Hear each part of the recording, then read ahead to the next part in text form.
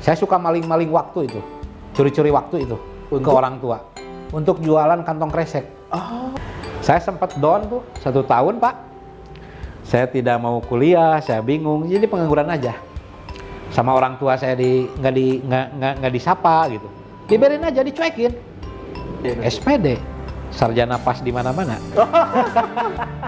Tadi bapak tuh buka-buka rek ka Mekah. Kumaha eta mun diinjem heula motor. We Pak, ical sih teh motor. Dijual motor saya, Pak. Karena doa orang tua itu tidak akan terhalangi kepada anaknya. Saya bisa tamat kuliah, Pak, dari pulsa. Oh iya bener. Saya bisa nikah dari pulsa. Termasuk saya bisa bangun rumah waktu kuliah itu dari pulsa, Pak. Amanah orang tua itu nggak boleh keluar dari NU. Pertama, bayi nasab. Bayi nasab. Kedua, bayi nasib. Bayi nasib. Atau bayi desain. Ya kalau kita sudah maju, harus berani bersaing. Kalau kita diam, ya tertindas, Pak.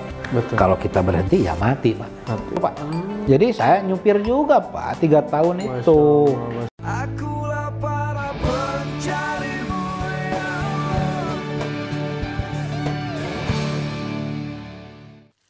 Allah. Assalamualaikum warahmatullahi wabarakatuh.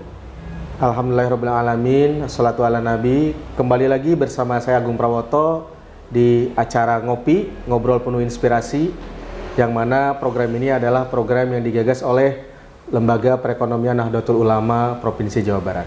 Di samping saya telah hadir sosok penuh inspiratif. Beliau ini merupakan anggota Dewan 3 periode. Dan beliau sekarang juga menjabat sebagai Ketua LP PCNU Kabupaten Tasikmalaya.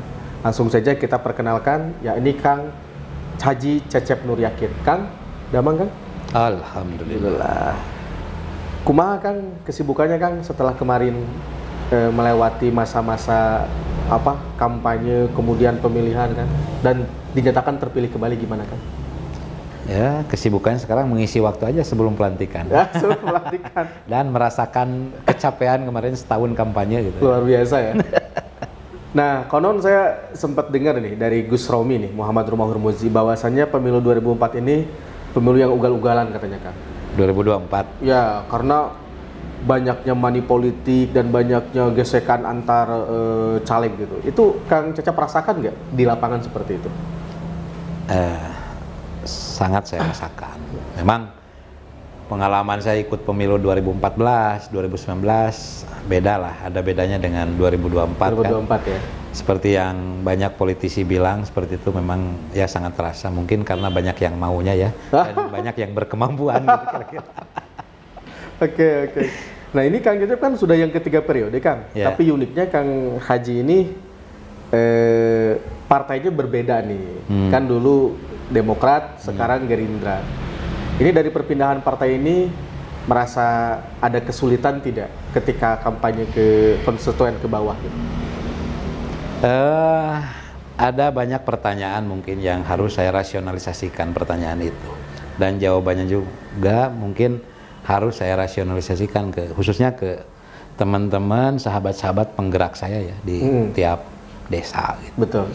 Jadi ya kalau sama masyarakat sih, karena memang semenjak sistem terbuka ini gitu kan, milih caleg itu rata-rata mengenalnya itu ke sosoknya, ke orangnya. Jadi ke partainya itu nomor 2-nya kayaknya gitu kan. Jadi lebih ke sosoknya, lebih ke namanya gitu.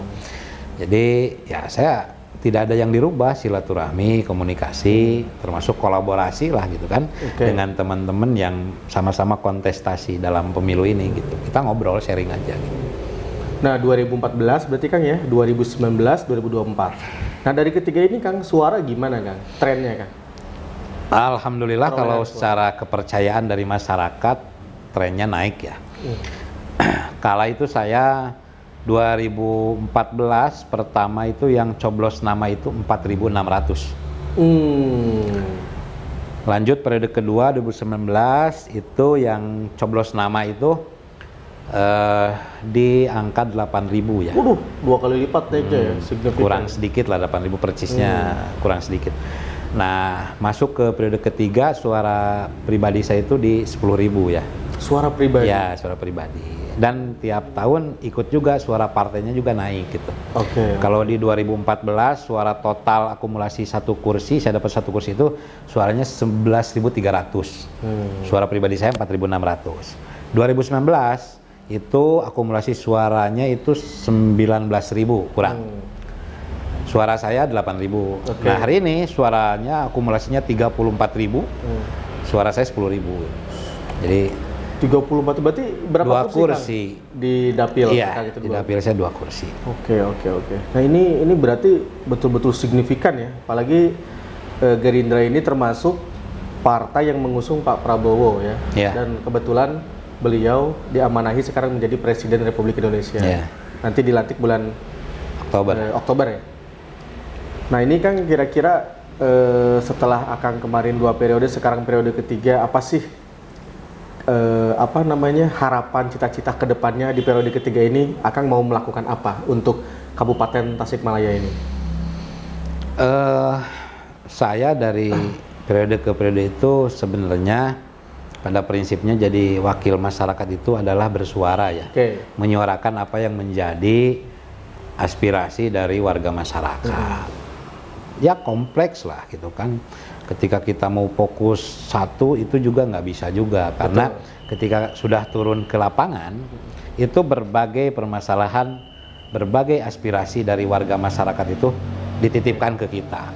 Nah artinya kita difasilitasi reses gitu kan tiap tahun. Nah itulah kita tempatnya kita bersuara di lembaga DPRD. Apapun konteksnya itu ya. Saya mau fokus di mana? Saya fokus 3 hal, tugas fungsi sebagai anggota DPRD. Yang pertama, fokus saya di legislasi. Karena DPRD ini adalah salah satu tugasnya adalah memproduk legislasi. Peraturan daerah lah gitu kan kira-kira. Yang kedua, fokusnya itu ya di budgeting, penganggaran, uang pemerintah dialokasikan kemana, persetujuan terhadap usulan pemerintah, masyarakat itu dikombinasikan, dikolaborasikan seperti apa sesuai dengan kemampuan keuangan daerah. Yang ketiga yaitu kontrol. Ya kontrol itu kan umum ya, bisa kita silaturahmi lewat pengajian, kita silaturahmi resmi secara kelembagaan ke desa-desa, ke kecamatan atau ke kantor dinas manapun gitu, atau ke lembaga pendidikan, ke lembaga apapun yang ada di masyarakat. Nah saya fokusnya 3 itu karena tugas dan amanah sesungguhnya itulah 3 itu. Bukan yang lain-lain lah intinya ya. Bukan yang lain-lain, karena kita diamanahi jadi wakil masyarakat itu, jadi anggota DPRD ya harus fokus pada 3 itu. Bagaimana kita bersuara tentang legislasi yang dibutuhkan oleh masyarakat, oleh pemerintahan. Bagaimana kita bersuara tentang prioritas anggaran. Yang ketiga, bagaimana kita melakukan action-action silaturahmi dan komunikasi dengan berbagai leading sektor, terutama dengan masyarakat. Berarti Kang Haji ini ketika pertama kali jadi anggota Dewan itu pada usia 30? Ya, saya dilantik 30.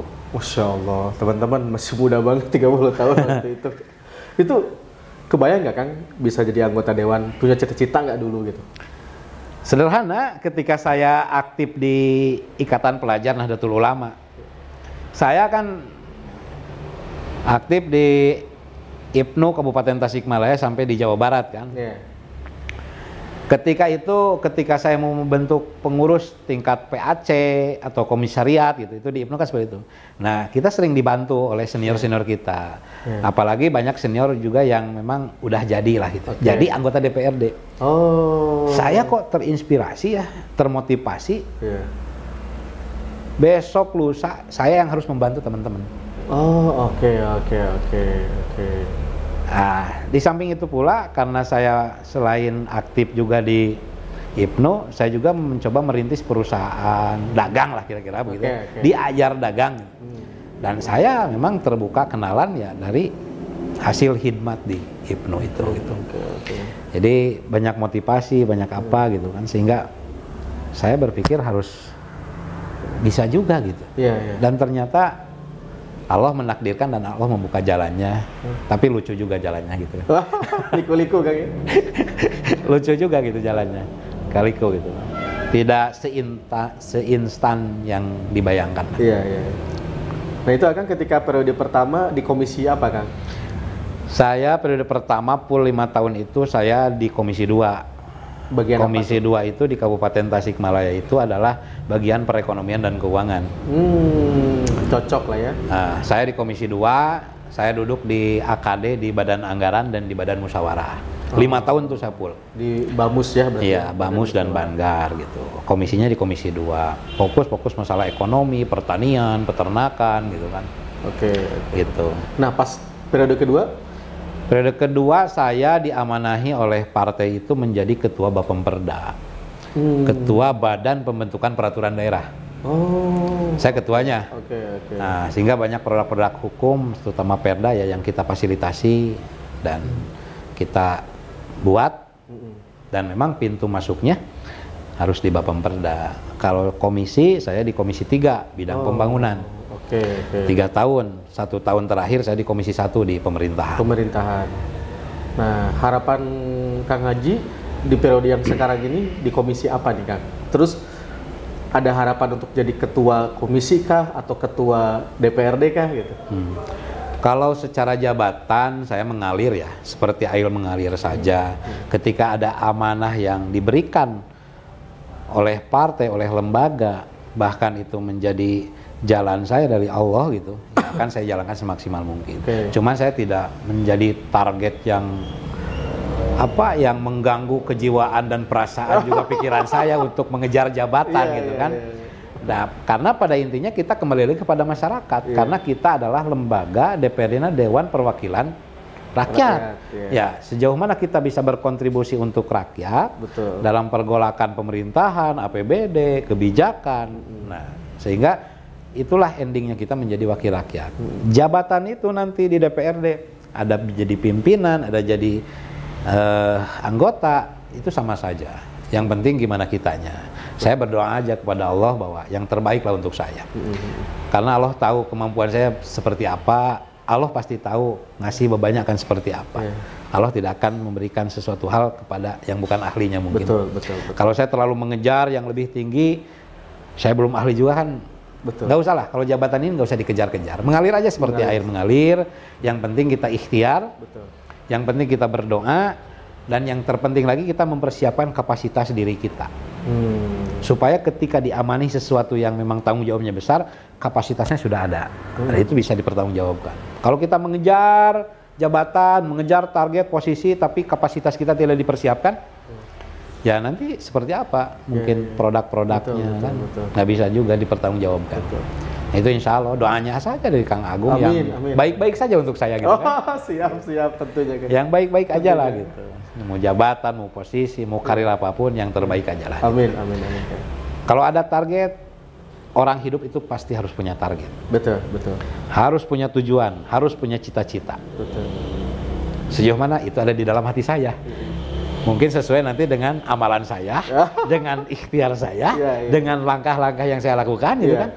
Nah, balik lagi nanti sebesar apa kepercayaan dari lingkungan sekitar, dari lembaga, dari partai. Bismillah saja. Dimanapun saya siap. Nah, Kang, Akang sendiri tadi kan dapat berapa? 10.000 ya suara 10.000. Di semuanya caleg itu yang paling besar siapa, Kang? Yang ada teman saya yang paling besar itu dapat satu partai atau satu kabupaten? Suara sekabupaten.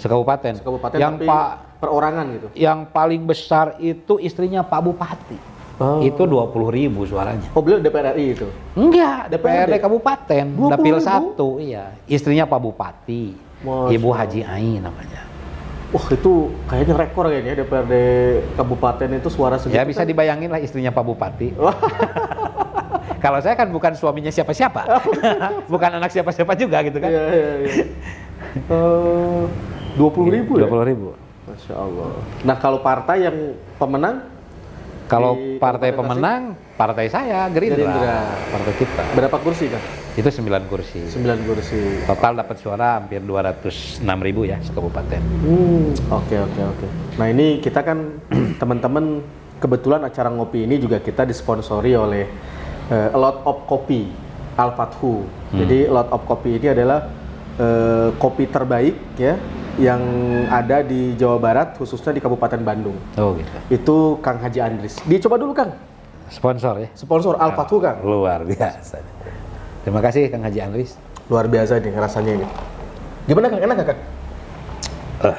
Luar biasa. Luar biasa. Memang kopi Jawa Barat ini tidak ada duanya. Apalagi kopi Kang Andris ya. Iya, luar biasa ya. Nah, Kang, kan kita kadang-kadang lihat orang tuh sekarangnya, tidak melihat prosesnya ini. Kang Haji Cecep ini sebenarnya dari latar belakang keluarga bagaimana sih? Dari mulai kecil, gitu kan, kehidupan seperti apa, melewati pendidikan bagaimana? Bisa diceritakan nggak, Kang, buat motivasi buat teman-teman semua? Kalau bercerita dari awal tentu banyak sedihnya ini. Apa ya, perjalanan. Oke lah, saya singkat saja bercerita. Saya, masa kecil saya itu dari lahir sampai kelas 4 SD itu di Kampung Ciawi, Desa Bojonggamir, Kecamatan Bojonggamir, di ujung Tasik sana. Di perkebunan teh. Termasuk kabupaten ini ya? Kabupaten Tasik. Oke. Makanya dapil saya di sana kan. Yang asli dari sana itu ibu. Nah, karena ibu usianya pendek, ya, saya harus Survive ditakdirkan oleh Allah tidak punya ibu semenjak kelas 3 SD. Jadi saya kelas 3 SD sudah ditinggal ibu. Sudah piatu ya. Kelas 4 saya tinggal bersama ayah dan pindah ke Singaparna di rumah nenek itu sampai kelas 6 SD ya. Nah, perjalanan saya itu dari kecil itu saya SMP di Cipasung. Cipasung. SMP Islam Cipasung, SMA Islam Cipasung. Ngajinya di Cipasung sebentar di pesantren Cipeuneuy di Pak Kiai Haji Oman. Iya. Terus di Badrut Tamam di Borolong. Yang banyaknya saya sebenarnya ilmu-ilmu agama ini langsung dibidani saya itu oleh bapak saya sendiri. Yang baru kemarin almarhum juga gitu kan. Baru kemarin.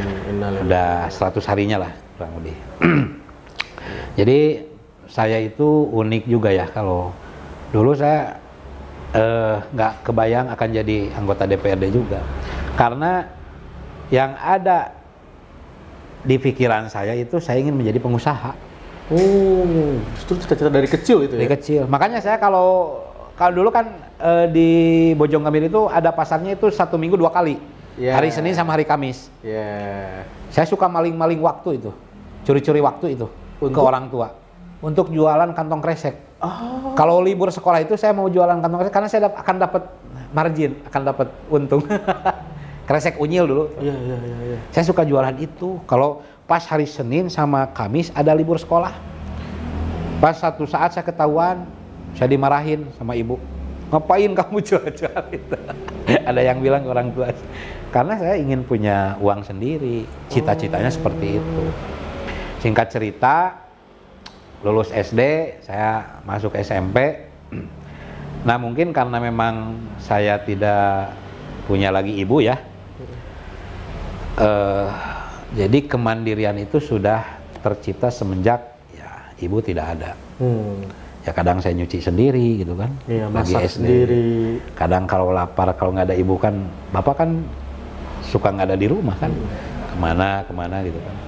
Ya masak gitu kan, lapar ninyuh mie lah gitu kan, kira-kira kan. Paling minimnya. Atau ya, jajan ke depan, jajan pecel gitu kan. Tahu pecel? Ya, ada si pecel. Lotek. Ya, lotek. Dan seperti itulah jadi.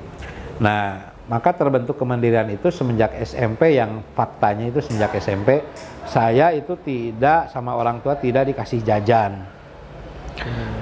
Kalau mau jajan saya harus kerja. Kerjanya di mana? Memang dulu bapak saya itu buka wartel. Warung Telkom dulu kan banyak tuh. Dulu musim ya. Tahun 96 lah. Saya masuk SMP tahun 96. Jadi pas saya jam 1 keluar SMP, keluar sekolah, saya naik angkot ke Cikeleng, saya nunggu wartel sampai sebelum maghrib. Maghrib saya pulang ke rumah ngaji sama bapak. Subuh ngaji, gitu aja. Nah, kalau dapat hari Minggu saya senang, pasti saya dapat giliran jaga pool dari pagi.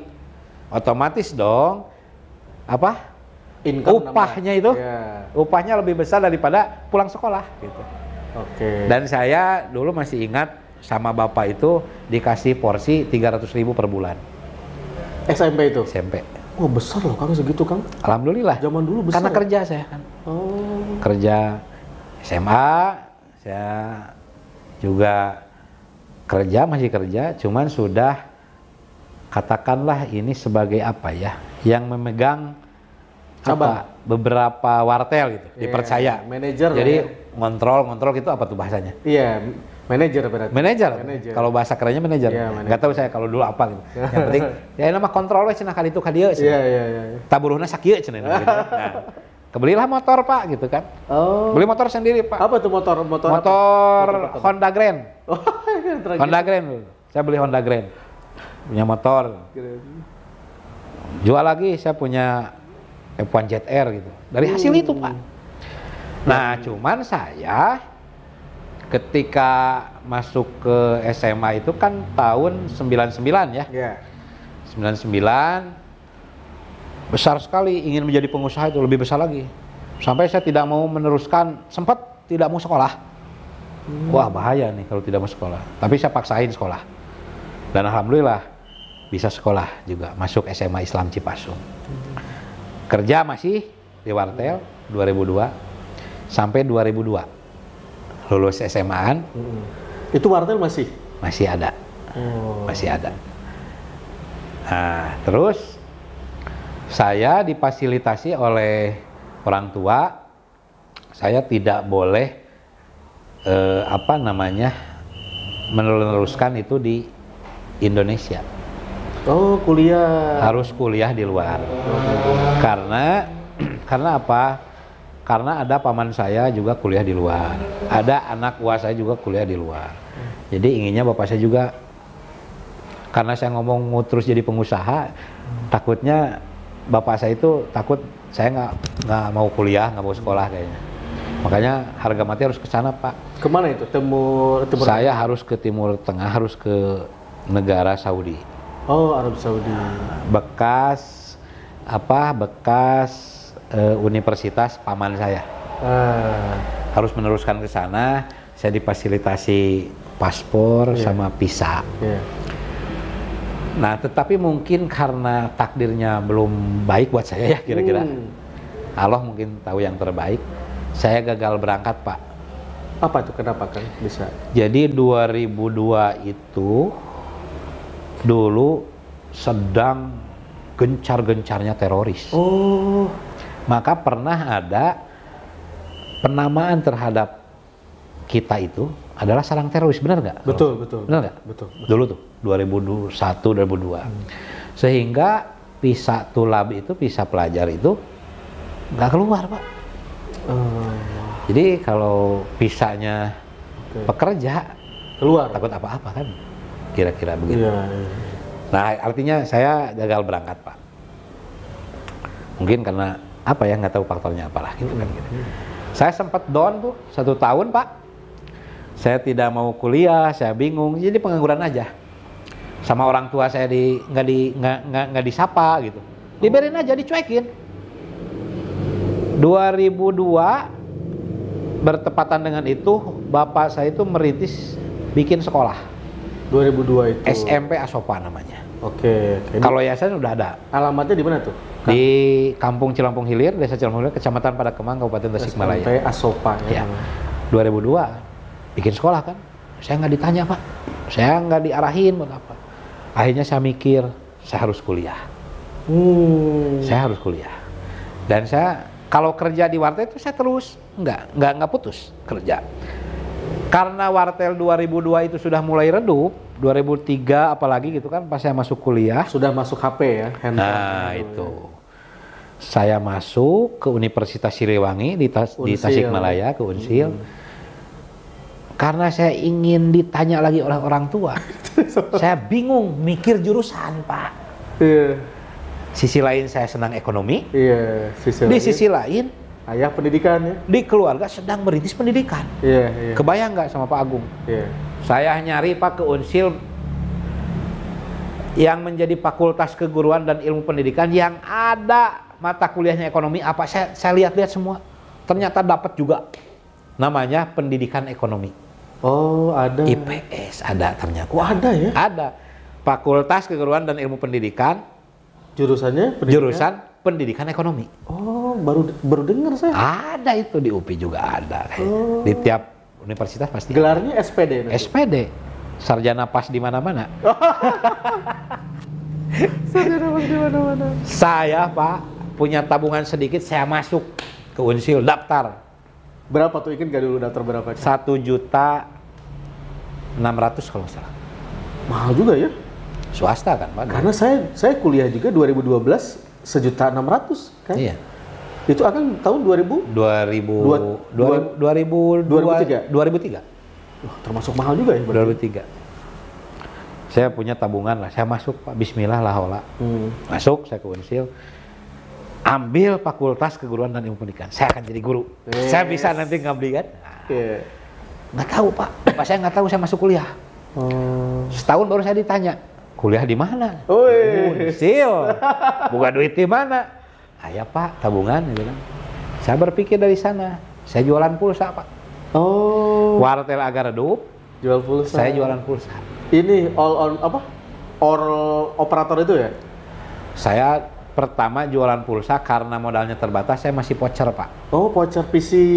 Yang digesek yang tuh, Pak. digesek, yang ya. nominal 50.000 dulu, masih ingat. Dari mana saya dapat jalan itu?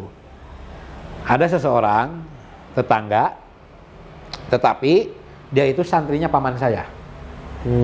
Santrinya paman saya sering berkunjung ke paman dan saya kenalan. Saya tahu dari paman saya dia itu bisnisnya bisnis pulsa. Oke. Saya tertarik dong, saya dekatin. Nah, akhirnya ngasih peluang ke saya. 3 bulan berjalan, saya lagi nunggu counter itu sama wartel. Saya ditetangi oleh 2 orang, namanya Yuncong dan Titi. Siapa itu? Chinese. Oh, China. Datang ke saya. Katanya langsung aja begini, saya mau kenalan. Dari mana, Pak? Saya dari Tasik juga. Gini. Kalau saya lihat, ini tempat bagus banget. Kata orang Cina itu. Kata orang Cina itu. Dapatnya Yungchong. Oh, bagus gimana? Bapak kan udah jualan pulsa ya? Udah, ini cuma segini. Tingkatin lagi dong, katanya produknya. Di kita banyak ini. Duh, kok maaf saya nggak punya modal kok. Ya udah, nanti ngobrol aja di tempat saya kan. Di mana? Saya ngasih alamat di Jalan Pemuda sini. Masuk saya sambil kuliah kan, saya main balik kuliah dulu. Wah, ngobrol asik banget. Ternyata dia baik banget, Pak. Ngasih barang ke saya Tanpa modal. tanpa modal, Pak. Jadi dicoba dulu sama dia. Yang tadi Kak Agung bilang all operator. Jadi, Pak, kalau mau simpel modalnya, Bapak punya modal berapa? Saya punya 800.000. Ya sudah, Bapak deposit saja. Deposit saja. Kenalan lah. Jangan Bapak, kata saya, kan tanggung nih. Saya kan masih muda, masih kuliah, Pak. Gitu kan, kok. Akhirnya kita sambil nama, udah akrab kan, biar lebih akrab. Cong. Oh ya, Cep. Sok, bawa kan gitu kan. Ya, Emang orang Cina itu masih muda juga? Hah? Yang Yungchong itu Masih muda, belum nikah juga dia. Oh. Akhirnya kita akrab nih. Chong Cep jadi ya? Cong.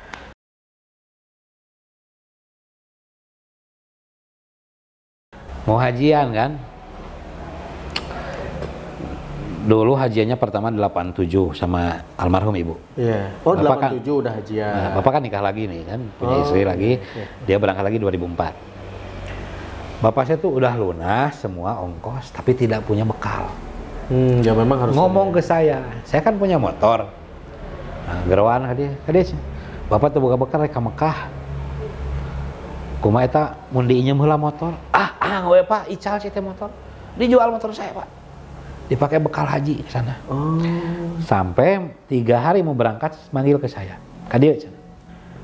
Kadenya sholat, ngaji, ulah tinggalin. Sok rek dagang mah, rek diajar usaha. Didoakan ku Bapak sing jadi pengusaha, ai kayang jadi pengusaha. Insya Allah bakal maju. Kitu unggul. Tah doana ieu.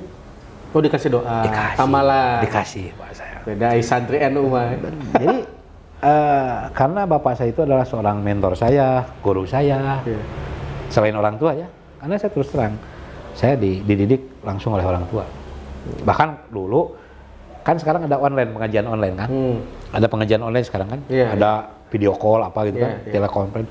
Dulu mas saya waktu SD Pak, karena bapak saya sering di Singaparna, saya di Bojonggambir. Dulu itu ngaji saya pakai break Pak. Harus nalar juz ama itu pakai break Pak. Oh. Jadi kalau bapak tidak ada, saya dites pakai break. Break itu. Iya, break itu, orari kayak gitu. Jadi emang saya udah ngalamin gaji online dari semenjak kelas 1 SD itu. Oke. Saya kan target 30 harus tamat gitu. Waktu SD itu. Waktu SD itu.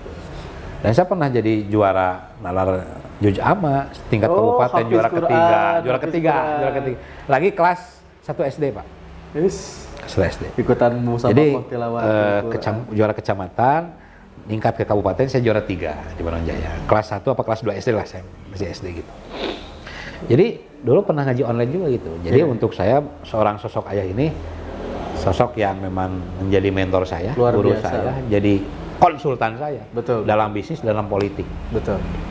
Nah, singkat cerita, dijual lah motor, Bapak berangkat dari sana, nelpon, Bapak sehat, kumaha usaha, alhamdulillah Pak. Dan ternyata Pak, setelah didoakan oleh orang tua, apalagi di makom ijabah mungkin, itu Pak yang jual HP ke saya banyak Pak. Jual HP. Omset saya itu meningkat sampai beratus persen Pak, ajaibnya itu. Jadi omset saya yang tadi saya bilang lagi belajar cuma 300.000, 10 juta. 2004, 2005 itu Pak omsetnya itu sampai 250 juta Sebulan. per minggu Pak. Per minggu. Per minggu Pak. Itu tuh Jadi semenjak Bapak lagi di sana saya mapping tempat-tempat wartel yang akan apa ya? Karena wartel sudah sepi, saya kasih produk itu Pak. Oh, jadi buka konten. Jadi dari jaringan saya jaga wartel, saya suka nganter Bapak dulu ke relasi-relasinya. Kan banyak dulu wartel di tiap kecamatan Pak. Saya isi aja Pak pulsanya karena saya punya pemodal koyunco. Itu yang menjadi saya pede kan itu Pak. Dalam waktu beberapa saat saya bisa meningkatkan omset seperti itu Pak. Apalagi setelah Bapak pulang, ya 2004, 2005 itu sampai 2006 itu puncaknya saya. 250 juta Pak per minggu. Karena yang ngambil dari saya pun berapa? Hampir ada 80 outlet Pak. Saya dimodalin orang Cina. Koyucong itu. Iya. 2006 ya berarti. Kebayang nggak saya ambil barang hari Rabu, dibayar hari Selasa Pak. Seminggu kan? Seminggu. Saya dikasih waktu kan? Luar biasa untuk membisnis. Begitu, saya tidak kenal bank Pak, tidak pinjam ke bank, hanya kepercayaan saja. Begitu. Jadi dalam 3 tahun itu alhamdulillah. Nah makanya saya juga bersyukur sama orang tua itu saya tidak difasilitasi modal dalam bentuk uang gitu kan, tidak difasilitasi dalam bentuk perusahaan langsung gitu kan, tapi saya benar-benar dikasih support, motivasi. Dan yang doa. paling berharga itu adalah doanya Pak. Karena doa orang tua itu tidak akan terhalangi kepada anaknya. Itu yang saya rasakan sampai hari ini. Nah, jadi saya kalau saya lihat kemarin wawancara ketua LPNU PW Jabar, itu dari pulsa agak persis dengan saya perjalanannya. Saya bisa tamat kuliah Pak dari Gara-gara pulsa. Oh iya bener. Saya bisa nikah dari pulsa. Termasuk saya bisa bangun rumah waktu kuliah itu dari pulsa Pak. Kang Agung nggak percaya, jadi seakan-akan ini secara singkat oleh Allah dikasih kepercayaan kepada saya. Jadi waktu kuliah itu saya bangun rumah Pak selama 2 tahun. Bangun ruko Pak. Saya ngeridit motor Pak, sampai hari ini motornya ada Vario Pak. Saya punya mobil bak sejarah, saya masih ada mobilnya. Saya kredit mobil Kijang, saya kredit. Masih ada mobilnya? Mobilnya masih ada. Luar biasa. Jadi nggak tahu lah, karena tadi saya bilang dari awal juga kalau hidup ini mengalir saja, seperti air mengalir. Tetapi jangan lupa target, cita-cita, tujuan harus jelas, supaya mappingnya jelas Pak. Dan nggak tahu kan rezeki. Betul. Serba seperti itu. Cuman luka-likunya saya pernah ketipu Pak. Nah, waktu lagi gimana nih konter. ceritain ketipunya Kang? Jangan manisnya terus nih. Pernah Pak, waktu itu saya tergiur oleh HP murah.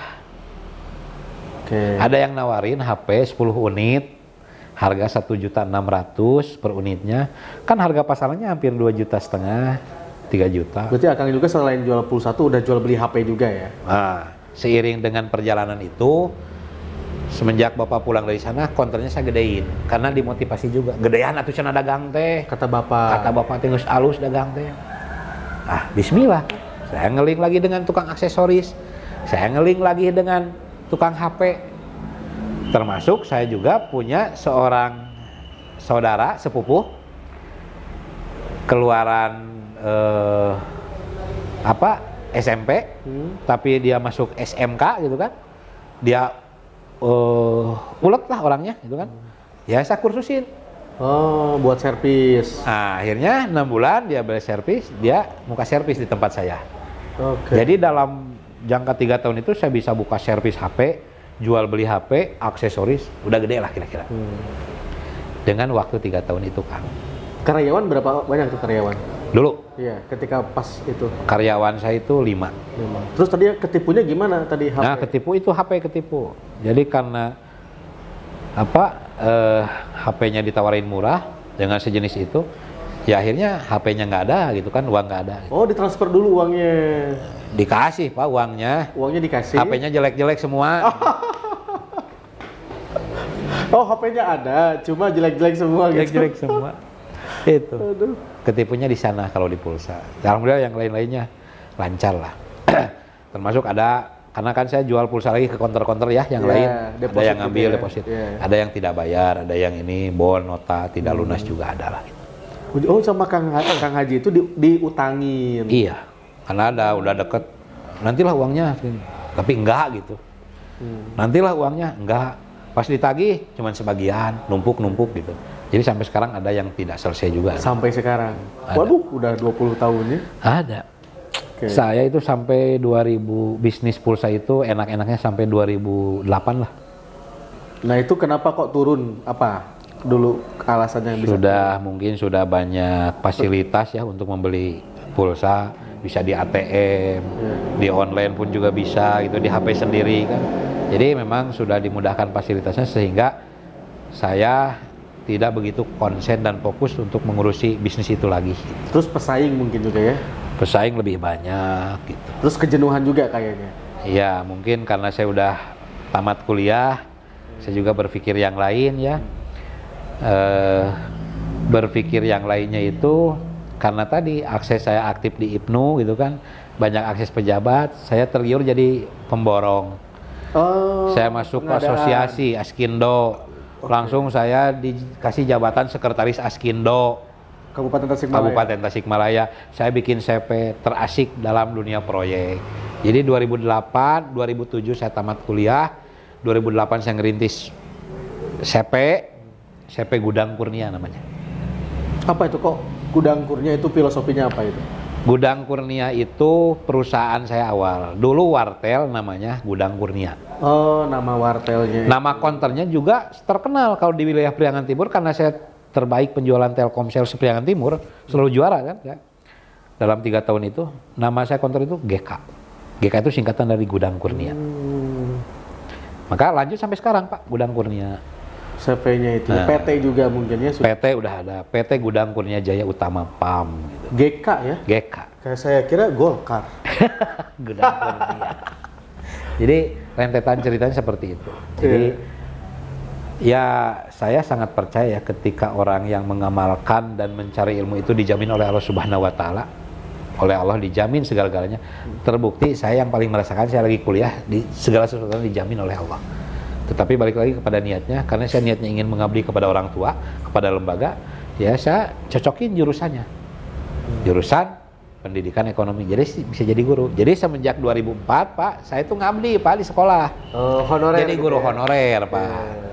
Sampai akhirnya 2010 saya jadi guru sertifikasi. Oh, 2010. Ya. Sebelum anggota dewan ya? Sebelum anggota dewan. Oke. Nanti anggota dewan makan 2014. Ya saya ngabdi Pak. Cuman dikasih honor 50.000 ya saya ngabdi karena saya udah punya penghasilan, enjoy aja. Gitu. Nah, terus itu di pengadaan itu apalagi kan? Maksudnya setelah itu gimana perkembangan? Nah, 2008 saya ikut dinamika kan, lelang apa gitu kan, pendekatan kepada pemerintah, pendekatan kepada senior-senior. Ya, alhamdulillah saya selalu dapat pekerjaan. Selalu dapat pekerjaan, ya, saya mungkin lebih nyaman di sana ya. Betul. Tetapi dengan waktu yang bersamaan saya punya tugas juga gitu. untuk merintis perusahaan LPG di tahun 2009 ketika ada konversi dari minyak tanah. Oh, dimulai dari situ Ya, perusahaan LPG ada itu. peluang. Saya pertama beli tabung dulu 50 biji, saya jualan, saya ngambil dari orang, berjalan, kok asik ya gitu kan. Nah, sampai hari ini saya ngerintis, bikin perusahaan, alhamdulillah lah, sampai hari ini berjalan. Sekarang sudah punya berapa pangkalan kan, berapa agen gitu? Sekarang grup saya itu, karena saya terus terang grup nggak sendiri-sendiri, saya grup lah gitu. Karena banyak kerjasama dengan teman itu kan. Ya hari ini yang di grup saya itu kurang lebih ada 5 perusahaan. 5 perusahaan. Ya, ada 5 agen LPG lah kira-kira. Dan itu kolaborasi dengan teman gitu. Yang contoh PT Hasan Basri, saya saham terbesar. Yang di PT Nugrahani juga saya komisarisnya. Yang PT Energi juga ikut, PT Cahaya Gumbira gitu kan. Dan ada satu PT lagi, PT Sukmana. Ya, saya ikut di sana. Oke. Kalau tadi apa pangkalan totalnya berapa pangkalan? Kalau agen kan 5. Kurang lebih pangkalan yang di bawah agen-agen kita itu ada 150 lah kalau nggak salah. Itu melingkupi daerah mana saja itu? Itu Kabupaten Tasik, Kota Tasik, sama ada sebagian di Bandung ya, Bandung Barat. Oh, di Bandung Barat ada. Oke. Terus selain dari bisnis itu, apalagi nih bisnis yang Kang Haji jalankan selain itu? Itu saya 2008 merintis di konstruksi sampai 2014. Karena saya 2014 dilantik, malu lah kalau saya lagi bisnis masih irisan dengan pemerintah. Iya, Saya malu betul, gitu. betul. Nggak enak. Takut ngepel ngahuapan karep. Ah, Saya berhenti. iya. Jadi saya jadi pemborong itu dari 2008 sampai semenjak keluar kuliah sampai 2014. Iya. Saya udah lepas. Nah, saya konsen di LPG dari 2009, alhamdulillah sampai sekarang. Baru 2018 ngembangin travel umroh gitu dan haji sama teman di Jakarta. Nah, terus saya ngembangin 2021 itu di peternakan. Oh, apa ayam? Ayam pedaging sama ayam petelur. Oh. Iya. Oke. Di 2021 ya? Baru 2021. Ada berapa ekor Kang yang sekarang di ini kan di kandang? Baru 40.000 lah. 40.000. Target kita di lingkungan itu 100.000. Sekarang lagi dibangun bertahap gitu ya, satu lagi sehingga populasinya mudah-mudahan tahun ini sampai 100.000 lah. Oh, itu ayam pedaging itu akan dengan motongnya apa dibeli orang yang motong? Saya itu cuman ngurusnya aja, Oh, ngegedein gitu kan. Jadi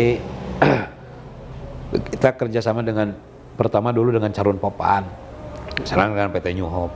Mereka kan kasih DOC-nya dikasih, pakannya dikasih, hasil panennya diambil. Jadi kita menyediain kandang aja. Oh. Kandang sama anak kandang. Berarti kalau kayak gitu kan sebenarnya siapapun bisa ya bekerja sama dengan PT itu Bisa ya? lah, selagi dia punya kandang, dia punya anak kandang, bisa. Maksudnya anak kandang tuh? Yang ngurus ayamnya. Oh. ABK. Sambil minum ya ABK. Iya, bahasanya anak kandang ya. Ah. Bahasanya ya. Oke. Nah, itu untuk pembuatan kandang sendiri modal berapa Kang? Yang tadi akan 40.000. Yang kapasitas 40. Ya. Itu kira-kira kalau invest dari mulai nih, dari Iya. tanah gitu. Iya. Tanah sama ini. Ya kalau buat kandangnya lah ibaratnya. Kalau kandangnya aja ada 2. Kalau pakai kayu sama pakai baja WF, besi WF. Itu beda. Kalau pakai kayu itu budget 1 miliar itu clear dapat kandang. 40.000. Untuk kapasitas 40.000. Ditambah alatnya. Oh, alatnya juga ya. Alatnya 1 M lagi lah, kira-kira 2 M udah selesai. Kalau pakai WF itu bisa sampai 3,5. 3,5. Hampir 2 kali lipat ya. Iya. Oke. Begitu, Bang. Jadi oke. ya bisnis aja lah gitu, bismillah lah Allah gitu. Nah, Kang, tadi kan latar belakang ya, kemudian lika-liku perjalanan hidup Kang Haji dari kecil, bisnis merintis. Kang Haji juga saya lihat juga aktif di organisasi kewirausahaan ya, HIPMI ya, HIPMI, LPNU, HPN. Ini kita berbicara HIPMI dulu nih, HIPMI. Kang, HIPMI mulai tahun berapa Kang masuk Kang dulu? Saya masuk anggota HIPMI itu tahun 2010 kalau saya. 2010? 2010 masuk HIPMI, anggota, terus 2012 saya dipercaya jadi sekretaris Oke. di kabupaten. 2015 saya jadi ketua umum HIPMI di kabupaten. 2020 saya jadi pengurus di Jawa Barat OKK Oh, sama SBK? sama SBK. 2023 kemarin saya dilantik jadi pengurus pusat Oke. bidang 4. Oh, kalau di Jabar kemarin jadi bidang apa Kang sama SBK? Satu OKK Oh, kakak bidang OKK. 1. yang ngondisiin muscap-muscap se-Jawa Barat kita. Oh, oke. Timnya Oke, OKK. Oke. Terus di BPP sekarang di bidang 4. Bidang 4. Apa itu bidang Perindustrian dan perdagangan. Wos, nyambung lagi nih. Nyambung terus perekonomian nih. Gitu Pak Agung. Terus ya berbicara tentang HIPMI, menurut Kang Haji sendiri peran HIPMI bagaimana sih untuk meningkatkan angka pengusaha di Indonesia itu, apakah sudah optimal atau belum gitu peran HIPMI sendiri? Yang kalau dilihat optimal dan tidak optimalnya bagaimana kita memandangnya dari sudut pandang apa gitu kan. Kalau dari sisi sudut pandang pengusaha jelas HIPMI adalah organisasi yang sangat strategis untuk dimasuki. Oke. Karena namanya juga himpunan pengusaha. Dan di HIPMI ini bukan hanya pengusaha, calon pengusaha pun juga bisa masuk HIPMI. Karena HIPMI itu adalah slogannya pengusaha pejuang, pejuang pengusaha, gitu kan. Betul. Termasuk organisasi manapun. Saya itu dari semenjak kecil organisatoris, masuk Aktivis selalu ya? aktif saya. Apa Kang organisasi apa saya coba sebutin Kang? Saya dari pelajar OSIS, OSIS. masuk OSIS ya. Dari SMP OSIS, sampai tingkat kuliah saya juga pegang himpunan jurusan ya, ketua jurusan ketika Himprospek. kuliah. Ya. Terus ikatan pelajar, IPNU ya. IPNU kan. Saya masuk Ansor, setelah IPNU Ansor. Ansor. Sekarang saya di LPNU, di PCNU. Makanya amanah orang tua itu nggak boleh keluar dari NU, harus aktif di NU. Karena dulu kakek saya juga NU, Pejuang NU ya. pejuang NU. Ayah saya pengurus NU, gitu kan. Maka saya harus jadi NU. Nah, salah satu mengabdi itu ya bolehlah jadi pengurus. Dan saya sempat jadi bendahara pembangunan PCNU Kabupaten Tasik. Tahun berapa tuh? 2012. Dulu renovasi itu dimulai 2011 ya. Kantornya masih jelek, sekarang bisa tahu sendiri kan. Nah dulu saya bendahara pembangunan PCNU selagi ketua PC-nya almarhum Pak Kiai Haji Holis. Nah jadi buat saya di NU itu segala-galanya lah pokoknya. Berkah khidmat di NU itu. Jadi jangan kita mencari apa di NU, tapi apa yang akan kita berikan kepada NU. Betul. Harus begitu, Kang. Di organisasi manapun itu harus seperti itu. Karena kita tidak besar, yang besar itu organisasi. Betul.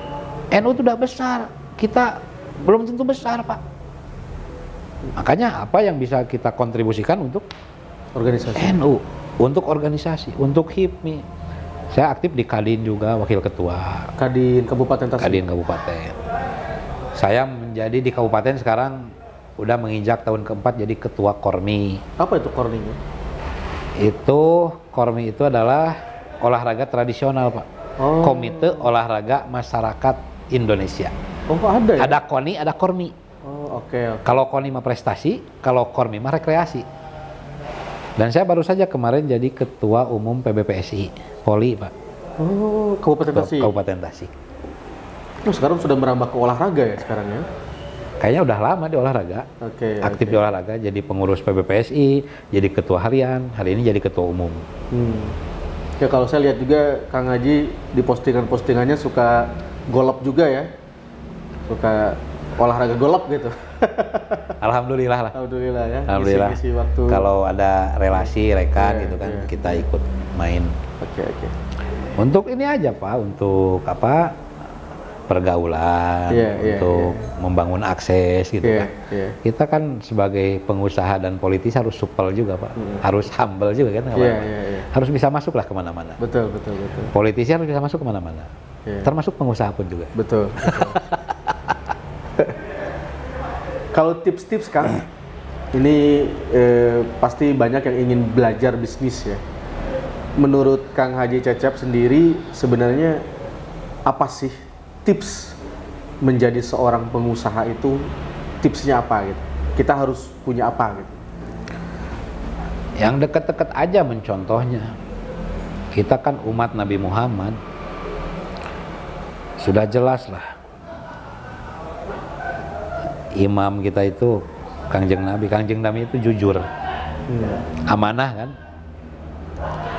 Ya, modal kita itu kalau tidak punya apa-apa ya modal kejujuran, Pak, yang paling utama, Pak. Modal kejujuran itu harus dikedepankan, baik di bisnis ataupun di kehidupan apapun. Insya Allah kalau orang sudah jujur, itu akan dipercaya. Dan timbullah kepercayaan-kepercayaan itu turunannya nanti. Mau jadi apa, Kalau orang sudah percaya kan? Enak. Kang Agung dipercaya sama istri? Percaya. Nah, enak kan? Kemana-mana kan? Bisa kemana-mana. Coba kalau nggak dipercaya, dipilih kolan terus. Dipantau terus kan? Nah, gitu. Jujur Pak. Kayaknya kalau video callan terus sudah kena OTT kayaknya. Jadi kita mau jadi apapun, pertanyaan ada 3 Pak. Iya. Ada 3. Yang pertama by nasab. By nasab. Kedua by nasib. By nasib. Atau by desain. Oke, apa tuh? Jelaskan Kang. Saya kira-kira jadi pengusaha LPG misalnya. Apakah by nasab atau by nasib atau by desain? Kira-kira saya by nasib Pak. Karena dulu orang tua saya tidak dagang LPG. Benar, jadi nasib. Saya nyiptain sendiri itu. By nasib Pak. Oke. Gitu kan. Ada juga yang by nasab kan. Orang tuanya dagang kopi, anaknya dagang kopi. Itu by nasab. Orang tuanya politisi, anaknya jadi politisi, itu by nasab. By nasab. Itu lebih mudah kayaknya kalau by nasab. Betul. Tinggal nerusin. Kalau by nasib perlu perjuangan yang gigih gitu. Ada yang by desain, banyak sekarang yang by desain. Seolah-olah kita ngadesain sorangan, jika anu kieu, jika anu kitu gitu. Itu by desain. Dan dipercaya sama orang. Itu bagus. Jadi apapun kita, walau by desain, itu bagus. Pergaulan semenjak kuliah, kita desain kita mau jadi seperti itu gitu kan. Insya Allah bisa. Jadi pengusaha itu bisa by nasab, by nasib, by desain. Itu luar biasa ya. Bisa kepikiran by nasab, by nasib, by desain ya. Iya, tanya aja sama kita. Iya. Kita mau jadi apa? Ayah enggak? Ada enggak nasabnya? Begitu. Kalau nggak ada, kita bikin nasib aja. Tapi memang kalau Kang Haji, ayah selain juga pengajar, juga tadi pengusaha wartel ya. Jadi ada nasab usahanya juga sebenarnya ya. Ada. Apa namanya? Nasab tukang dagang mah ada. Mental ada. Pengusaha ya, jiwa pengusaha. Ada. Cuma usahanya beda. Usahanya beda. Ada by nasab. Oke. By nasab juga. Tapi yang lebih dekat kan dikatakan by nasab itu sama gitu produknya. Meneruskan, ibaratnya generasi kedua gitu. Betul. Saya by nasib aja. Tentu dengan dengan doa, dengan silaturahmi. Karena bisnis ini, politik ini bisa berhasil adanya silaturahmi yang baik, adanya kolaborasi yang kita bangun, adanya jejaring yang kita bangun. Insya Allah. Ya terus kalau kita mau jadi pengusaha, menjadi politisi, ya prinsipnya harus maju Pak. Dan maju itu harus berani bersaing. Dan harus mampu kita bersaing dengan kompetitor kita, dengan yang sama tujuannya dengan kita gitu. Ya kalau kita sudah maju, harus berani bersaing. Kalau kita diam, ya tertindas Pak. Betul. Kalau kita berhenti, ya mati Pak. Mati. Udah, nggak ada jalan lagi. Oke. Nah, Kang, saya ingin tertarik ini, Kang. Pengelolaan LPPCNU, Kang. Ini kalau saya lihat-lihat nih ya, Kang. LPPCNU Kabupaten Tasikmalaya ini termasuk LPPCNU yang apa ya? Yang produktif, Kang. Ya. Produktif dalam segi berprogram. Bahkan kalau boleh saya katakan, yang saya ingat gitu ya, sebagai saya pengurus LPPWNU, baru LPPCNU Kabupaten Tasikmalaya yang mengadakan raker. Jadi dari 27 kota kabupaten, itu hanya LPPCNU Kabupaten Tasik. Iya. Dari segi program udah luar biasa ya. Kemudian dari segi bisnis, saya lihat pergerakan bisnisnya juga bagus. kaderisasi bisnisnya juga mantap lah ya, sampai ke MWC, mungkin ke ranting-ranting. Jadi gimana sih Kang? Pengelolaannya gimana nih? Pengelolaan LPPCNU Kabupaten Tasikmalaya ini seperti apa konsepnya? Yang pertama mungkin kalau secara keseluruhan kelembagaan kita kan ada di bawah naungan PCNU ya. Nah PC ini kan ada ketua Tanfidia, ada Surya. Tidak terlepas dari motivasi dan program-program bagus dari NU-nya sendiri. Kita mengimplementasikan program-program tersebut, menafsirkan, menjalankan gitu dari program-program apa yang dibuat oleh PC, termasuk dalam rapat kerja juga PCNU kita memasukkan program-program dari kita gitu kan. Nah artinya ada sinergi di sana. Jadi kepemimpinan Pak Kiai Haji Atam ini sebagai Ketua Dewan Tanfid dan Surya itu para pengersa Pak Kiai almarhum Pak Kiai Haji Abun, ras Pak pengersa Pak Kiai Haji Uben yang barusan kemarin diganti karena Pak Haji Uben ke PB diganti oleh Pak Kiai Haji Asep Thohir. Nah dari tokoh-tokoh inilah kita dapat inspirasi, dapat motivasi, dapat dukungan, dan alhamdulillah hari ini LP PCNU Kabupaten Tasikmalaya bisa berjalan kan. Jadi tidak sama saya sendiri, ini tidak terlepas dari ketokohan-ketokohan beliau, para kiai, para sepuh gitu, motivasinya, termasuk program-programnya. Yang tugas kita itu adalah menafsirkan, mengimplementasikan apa dari kerangka besar PCNU Kabupaten Tasikmalaya itu aja. Karena sih tidak akan bisa berjalan kalau tanpa dukungan beliau-beliau. Kita ada keinginan, kita ada program yang ingin dijalankan dan didukung. Alhamdulillah kita berjalan gitu kan kira-kira. Begitu. Nah dalam jangka waktu dekat ini apa Kang yang akan dijalankan oleh LP PCNU Kabupaten Tasikmalaya nih? Program apa nih yang sudah ada dalam schedule apa, dalam gambarannya seperti apa? Jadi dari awal kita sudah membentuk badan usaha sebenarnya. Namanya PT Bintang 9 Tasikmalaya. Ada bintang-bintang yang di dalamnya itu ada pergerakannya di sembako, di produk-produk perbankan, termasuk pemberdayaan ekonomi umat lah, kerjasama dengan muslimat, Fatayat gitu. Iya, dengan banom-banom yang lain, terutama dengan muslimat. Dulu setahun ke belakang kita sudah menjalankan program sodakoh minyak jelantah. Apa tuh? Gimana Kang? Coba. Jadi ada minyak bekas yang disodakohkan oleh mustami muslimat kepada PAC muslimat, ditampung dan kita fasilitasi untuk dibayarkan oleh sebuah perusahaan. Pertanyaan berjalan, sempat berjalan.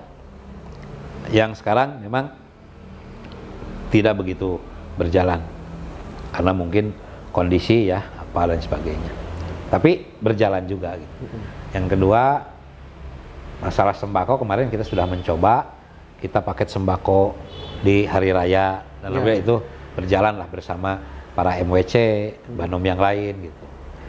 Nah terus kita juga membuka produk karena mungkin saya basicnya di LPG.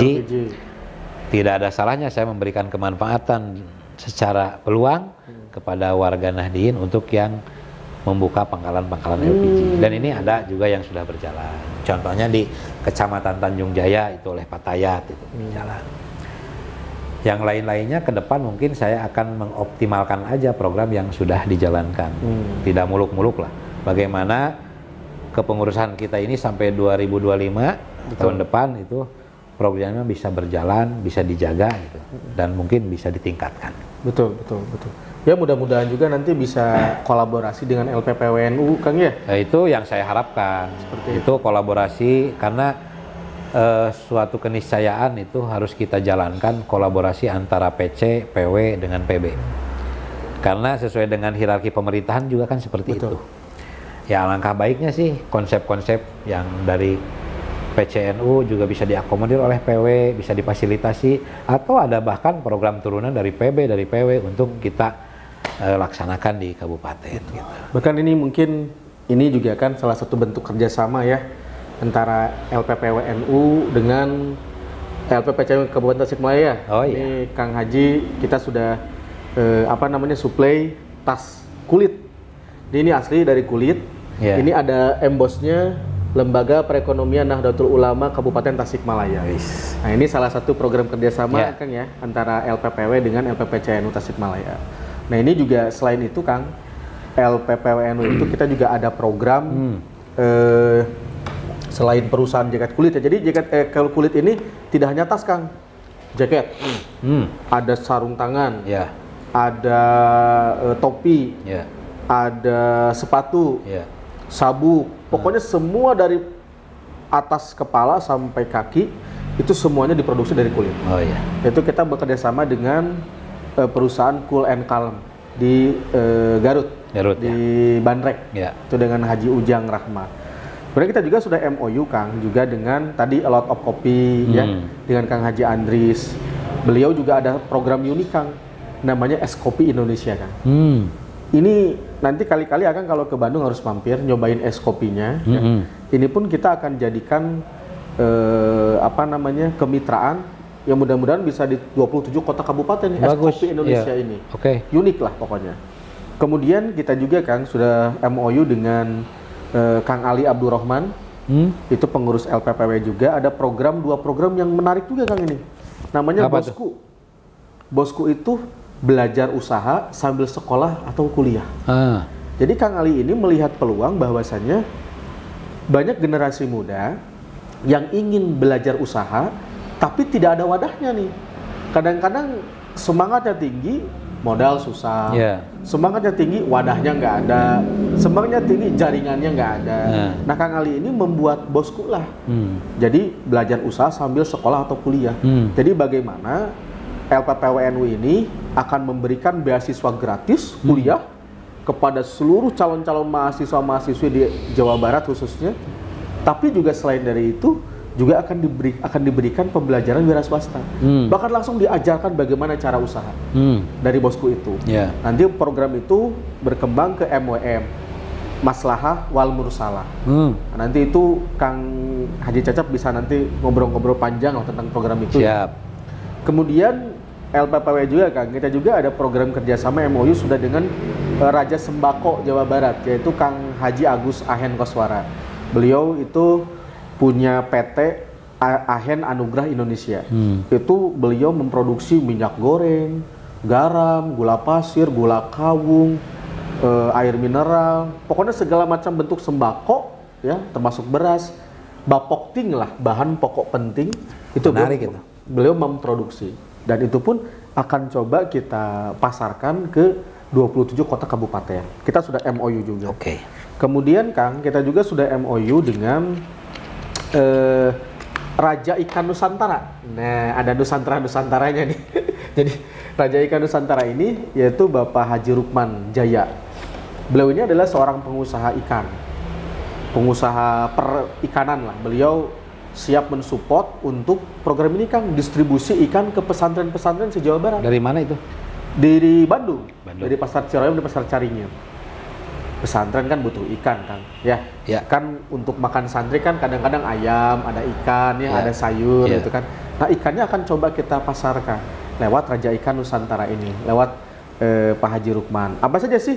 Ikan tongkol, bandeng, cumi, udang, lele, ya, gurame, nila, pokoknya lengkap Kang. Semua perikanan ada. Bahkan kalau mungkin ketemu dengan Jokowi ditanya 10 nama-nama ikan bisa menjawab.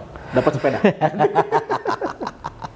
Nah, Nanti mas sama Prabowo nah ditanya. sama Pak Prabowo. Nanti sama Prabowo bukan nama-nama ikan kayaknya ya. Nama yang lain. Nah, kemudian Kang selain itu juga kita juga bekerja sama dengan PT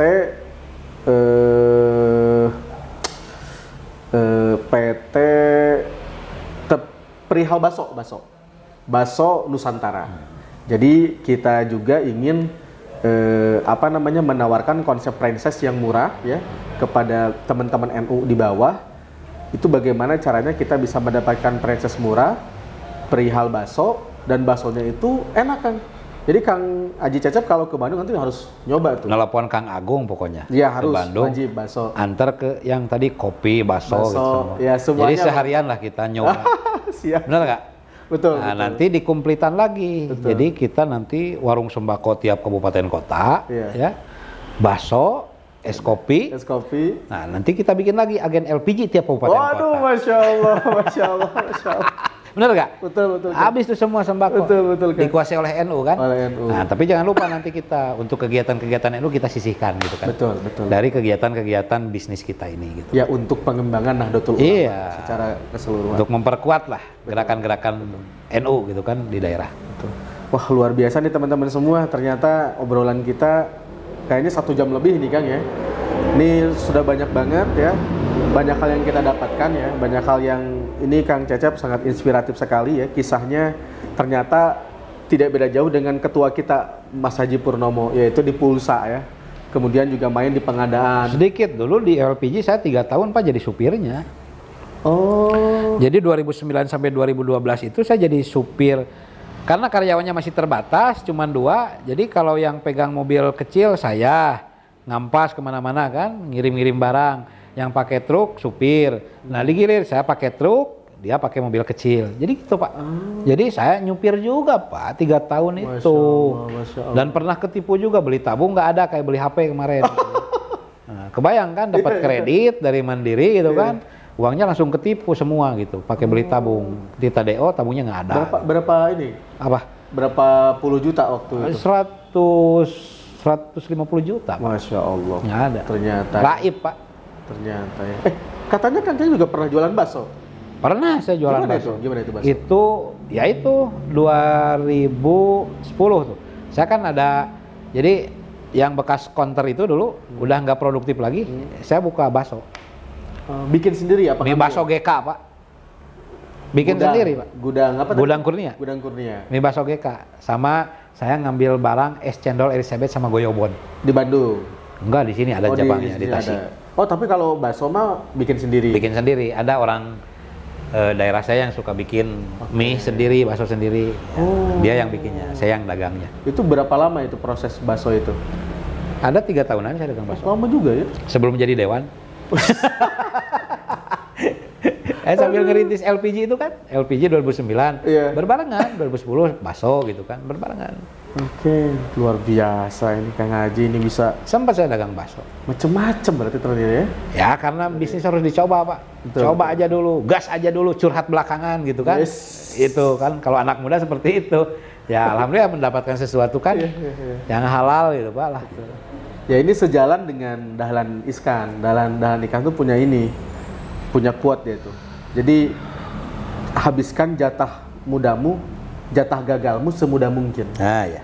Jadi jangan Sepakat, sampai gagal itu disisain tua. Ya. Justru semudah mungkin coba gagal. Bahkan ketua LPNU pernah ikutan sekolah CEO, Dahlan Iskan sebagai narasumbernya. Pertanyaan pertama apa? Cung, siapa yang belum pernah rugi katanya? Ada yang nggak Cung? Saya doakan kamu secepatnya rugi katanya gitu. Karena katanya Pernah dan besar Pak rugi. belum dikatakan pengusaha sejati kalau belum pernah rugi katanya. Oh iya. Sepakat.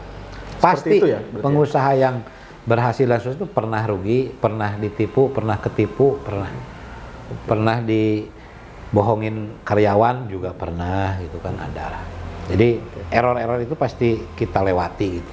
Jadi bukan semanis seperti sekarang, perjalanannya sangat terjal Pak. Betul, Gitu. betul. Jadi apapun karir kita itu yang pertama mungkin kejujuran yang harus dijaga. Terus hubungan baik lah. Karena kan kalau hubungan baik kita jaga, insya Allah kita akan baik hubungan sama Allah. Oke. Hablum minanas kan, itu harus diperhatikan. Tidak akan lulus hablum minallah kalau hablum minasnya tidak lulus. Betul. Prinsip-prinsip kita aja dipakai gitu. Karena sudah jelas siapa yang akan menjadi contoh kita, ya pemimpin kita, siapa ya Rasulullah. Jangan dianggap Rasulullah hanya sebagai nabi dan rasul, tapi beliau itu juga adalah pengusaha, Pak. Pengusaha, betul. Pengusaha dan pemimpin. Benar nggak? Sepakat. Kangjeng Nabi itu bukan pedagang kecil-kecilan, Pak. Sudah pedagang pengusaha lintas negara, Lintas Pak. negara. Dari sejak kecil. Iya, Pak. Modalnya apa? Jujur, Pak. Gitu, Pak. Sepakat nggak kalau begitu? Betul. Itu aja gitu. Dan di dunia ini tidak ada yang gratis, Pak. Semuanya perlu diperjuangkan. Kecuali syahadat, Pak. Kalau dari rukun Islam. Kecuali sadar. Oh iya iya iya, Hah? iya betul betul betul. Sudah syahadat, kita sholat perlu menutup Baju, aurat. iya, Kudu aya bajunanya nu alusnya. terus, Belum lagi tingkatannya ke sana, Pak. iya, Puasa, zakat, zakat, apalagi naik haji, itu semua juga berbeban, Pak. betul, Nu gratis mah syahadat. syahadat, betul betul, betul betul, Maka sebagai warga Nahdien kita harus perkuat ekonomi. betul, amin amin. Kita harus jadi benteng ekonomi yang kuat dan kita harus bisa memberikan pemberdayaan ekonomi terhadap warga-warga Nahdien yang lain. Itu, Pak. Karena tidak ada yang gratis, Pak. Betul betul. Kecuali Syahadat. Reina bisa salah. Tolong diralat, ampun. Luar biasa nih Kang Haji ini. Ini sebenarnya masih banyak yang ingin saya tanyakan sebenarnya. Tapi waktu juga yang memisahkan kita. Ya mudah-mudahan nanti next time Kang Haji yang ke Bandung ya. Siap. Nanti kita keliling ke mitra-mitra LPNU. Ya mudah-mudahan tadi niat-niat kita untuk membuka bisnis di 27 kota kabupaten Allah berikan kemudahan. Kalau sembako insya Allah dalam waktu dekat saya akan akses itu. Oke, siap Kang. Akan segera lah. Siap. Mudah-mudahan ini menjadi program utama Jawa Barat Amin. untuk kolaborasi bisnis di sesama LPNU. Sama LPNU. Ya karena harus dimulai dulu oleh kita.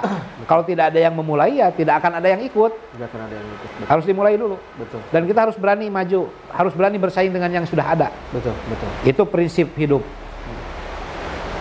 Berani maju, harus berani bersaing. Oke. Mau maju, harus berani bersaing. Kalau kita diam, kita tertindas. Kalau kita mundur, ya mati saja, Pak. Betul, betul. Udah ada, nggak akan ada apa-apanya. Ya mending kita bismillah, kita maju babarengan. Bener nggak? Kolaborasi, bener nggak? Hah? Iya, iya. Maju babarengan, Pak, insya Allah. Dan insya Allah kita siap bersaing. Siap. Waduh, luar biasa ini. Ada tagline Musdahib ini. Baik teman-teman, kiranya pertemuan podcast pada sore hari ini kita cukupkan sekian. Terima kasih atas atensinya. Mudah-mudahan kita bertemu di lain kesempatan dengan narasumber-narasumber yang tidak kalah inspiratif seperti Kang Haji Cecep Nur Yakin. Kang Haji atau nuhun pisan Kang Haji. Siap, sami-sami. Mohon maaf ini telah mengganggu waktunya. Tidak. Ya, saya doakan Kang Haji nanti lancar sampai pelantikan. Amin. Kemudian lancar dalam mengemban amanah dari rakyat Kabupaten Tasikmalaya. Amin, amin, amin. Sekian, wal-afu minkum, wallahul muwafiq illa aqwamit thoriq. Wassalamualaikum warahmatullahi wabarakatuh. Waalaikumsalam warahmatullahi wabarakatuh.